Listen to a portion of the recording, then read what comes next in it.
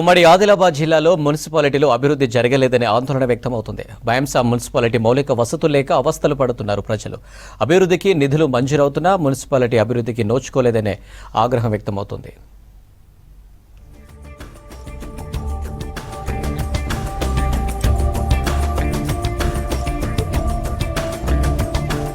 నిర్మల్ జిల్లాలో బైంసా మున్సిపాలిటీ సమస్యలతో సతమతమవుతోంది. గత 20 ఏళ్లుగా బైంసా పట్టణ ప్రాంతాలు వేగంగా విస్తరిస్తున్నాయి.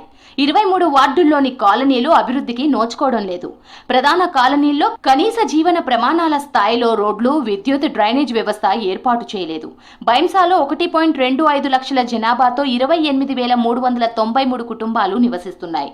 27,000 నల్లా కనెక్షన్లు ఉన్నాయి.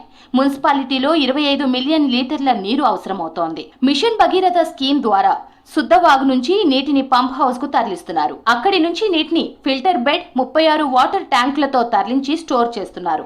ప్రస్తుతం 17 మిలియన్ లీటర్ల నీరు సరఫరా చేస్తున్నారు.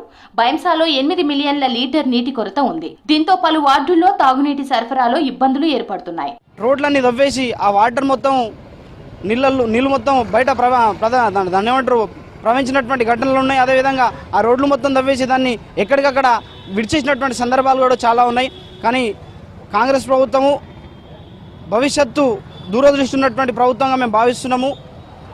ఆ ప్రభుత్వం ఇప్పుడు ప్రజలకు మంచి చేయాలని చెప్పేసి కోరుకుంటున్నాం. దాంట్లో భాగంగానే మా బైంసా మున్సిపాలిటీకి సాధ్యమైనంత వరకు నిధులు కేటాయించి బైంసా మున్సిపాలిటీని డెవలప్ చేయాలని చెప్పేసి మేము కోరుతా ఉన్నాం. ఇక్కడ మాకు ఏ పార్టీలు కూడా పనిచేస్తలేరు. ఓట్లకు వస్తున్నారు, అడుగుతున్నారు, ఓట్లు వేయించుకుంటున్నారు, పనులు చేపిస్తా అంటున్నారు.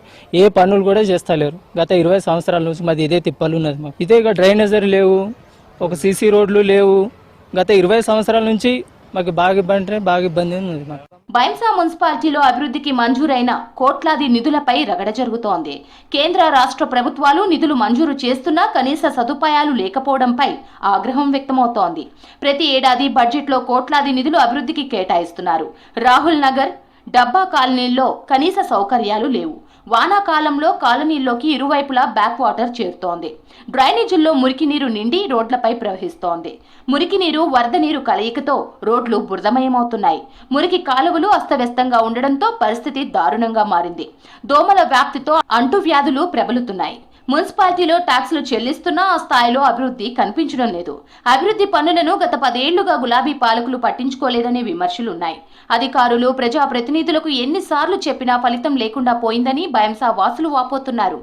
ఇక్కడ స్పెషల్ ఫండింగ్ పెట్టి ఇవి వెనుకబడిన వార్డులకు గ్రహించి మినిమం తక్కువ ఒక 5 కోట్ల డ్రైనేజ్ వ్యవస్థ చేస్తే చాలా బాగుంటుంది. వీళ్ళకు సౌకర్యవంతమైన అవుతుంది. ఎవరు మాకు ఇబ్బంది లేదు, కానీ మాకు పనులు కావాలి అంతే. మా బైంసాలో ఉన్నామా లేకపోతే పల్లెటూరు ఉన్నామా మాకు అది అనిపిస్తుంది. ఇప్పుడు ఆ పల్లెటూరునే బెస్ట్ బైంసా కన్నా.